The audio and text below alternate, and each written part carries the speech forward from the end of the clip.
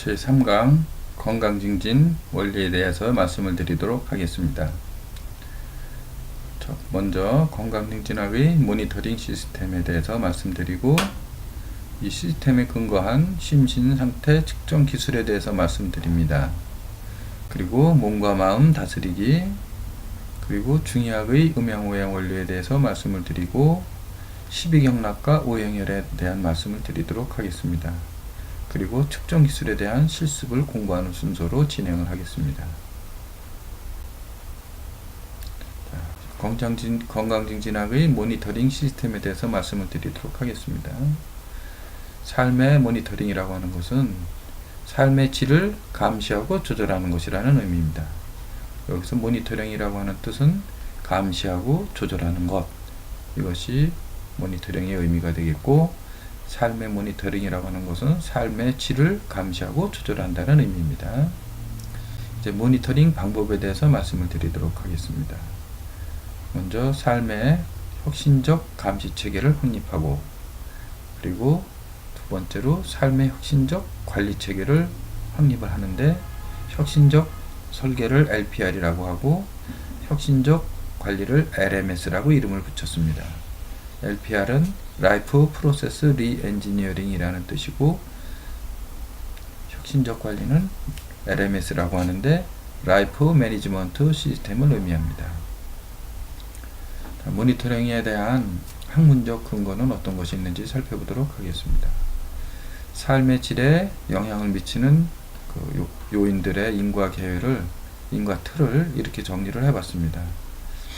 여기에서 생활습관과 삶의 상황이 독립변인이라고 하는 이 종속변인의 삶의 질이라고 하는 종속변인에 영향을 주는 독립변인으로 삶의 상황과 삶의 생활습관을 정했고요. 그리고 중간에서 매개 역할을 하는 것을 이렇게 에너지 향상성, 체력, 마음 향상성, 그리고 건강과 행복이라고 하는 이러한 5가지 잠재 변수를 인과 틀로 매개 변수로 놓았습니다. 자, 여기서 화살표는 각각 영향을 미치는 방향이고요. 이 중에 생활습관과 에너지 향상성, 건강, 마음 향상성, 이 부분에 대한 것은 제 박사 논문에서 현실과 부합하는 모양이라고 하는 것이 설문조사나 측정을 통해서, 그리고 통계 분석 기법을 활용해서 현실과 부합한다고 이렇게 적합성이 판정이 났습니다. 그래서 여기에다가 이 삶의 상황이라고 하는 것을 하나 더 얹었고, 그리고 이 건강이 행복에 영향을 미치고, 이 건강과 행복이 삶의 질에 영향을 미친다고 하는 이 3가지 잠재 변수를 더 추가를 하였습니다. 그래서 이 삶의 상황과 행복, 그리고 삶의 질이라고 하는 3가지 잠재 변수가 추가된 것에 대한, 그래서 이 전체에 대한 연구는 아직 진행이 되지 않은 상태이기 때문에 이것이 확실하게 이론적 근거라고 할 수는 없고, 가설이라고 받아들이시면 되겠습니다. 그러나 이것이 가설이라고는 하지만 이제 우리가 일반적으로 상식적으로 판단했을 때 받아들일 수 있는 그런 내용이라고 판단되어집니다. 그래서 제가 예측하기는 이것도 여러가지 이제 관측 변수를 설정을 해서 관측을 해서, 그리고 이제 현실과 부합하는지 여러가지 자료를 수합해 가지고 통계적 기법으로 이렇게 분석을 해볼 것 같으면, 이것도 마찬가지로 유의한 거로, 그리고 현실과 부합하고 적합한 것으로 판정이 날 것이라고, 검증이 될 것이라고 저는 예측을 하고 있습니다. 향후 이제 여건이 조성이 되면 이 부분에 대한 것도 이제 연구 논문을 발표해 볼 생각을 가지고 있습니다. 그래서 여기에서 아까 앞에서 말씀드린 것, 제 논문에서 현실과 잘 부합하고 있다라고 이렇게 연구 결과가 검증이 되었다고 하는 것은 바로 이 모형입니다. 거기에 건강 영향 요인의 인과 모형이라고 하는 논문이 되겠죠. 이 논문에서 한 350명 정도를 측정을 하고 심신 상태에 대해서, 그리고 설문조사를 통해서 얻은 결과가 어디까지냐면 여기까지입니다. 여기까지 그 결과로 이제 검증이 된 겁니다. 그래서 건강증진 행위 6가지, 에너지 향상성 6가지, 마음 향상성 4가지, 그리고 심리적 안정감과 신체적 안녕, 이것이 종속 변수로 돼가지고 분석을 해줬습니다.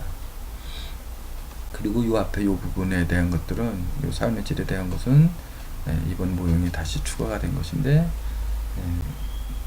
심리적으로 안녕되고 신체적으로 안녕이 가면 삶의 질은 자연스럽게 향상될 것이라고 생각되어지고, 특히 건강 관련 삶의 질은 건강이 좋아지니까 당연히 좋아지죠. 건강은 몸과 마음, 정신, 영성, 이것이 다 포함되는, 그리고 사회적 관계까지도 포함이 되는 이러한 것이 건강의 개념이 아니겠습니까?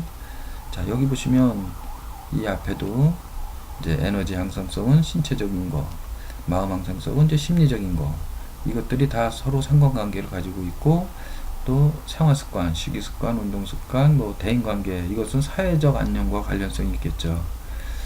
그리고 이 스트레스 관리, 이것도 마음, 이 자아실현도 마음, 영성, 뭐 이런 거하고도 관련성이 높은 그런 것이라고 할 수가 있겠고요.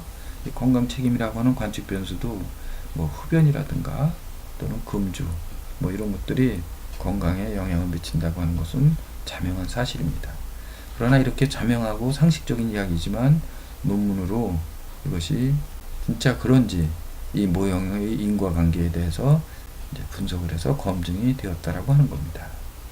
그래서 이것이 각각의 잠재 변수, 이 5가지의 이 잠재 변수를 관측할 수 있는 이제 관측 변수들을 이렇게 이제 설정을 해서 분석을 했던 거죠.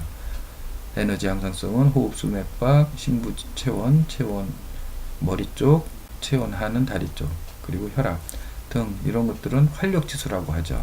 호흡, 맥박, 체온, 혈압 이런 것들. 그리고 BMI와 이것은 체질량 지수죠.